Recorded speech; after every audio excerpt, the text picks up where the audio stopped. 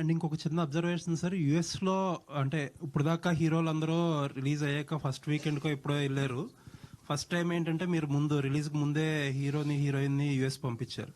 కాకపోతే ఏంటంటే యూఎస్ వెళ్తుంటే ఏ లాజిస్టిక్ ఇష్యూస్ ఏమో తెలియదు, కానీ అక్కడ ఉన్న ప్రమోషన్స్ ఇక్కడ స్పిల్ ఓవర్ అవ్వట్లేదు. ఇండియాలో మీరు ప్రమోట్ చేస్తే అది యూఎస్లో కూడా స్పిల్ ఓవర్ అవుతున్నాయి.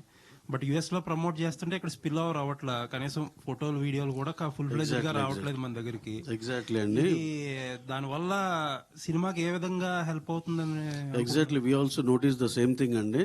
దిస్ ఇస్ అంటే నేను అనేది ఇక్కడ డొమెస్టిక్ మార్కెట్కి అది చిన్న మిస్టేక్. ఎందుకంటే హీరో హీరోయిన్ ఉన్న బూస్టప్ వేరు. Just we are also understanding that. మేము మళ్ళీ తర్వాత అనలైజ్ చేసుకుని నెక్స్ట్ టైం నుంచి ఇది కనుక కరెక్ట్ కాదు అని మాకు అనిపిస్తే కనుక విల్ రెక్టిఫై ద థింగ్ అండి. కాకపోతే హీస్ గివింగ్ ఈజ్ 100%. యూఎస్లో ఆయన కూడా అసలు టైర్లెస్గా తిరుగుతూనే ఉన్నారు.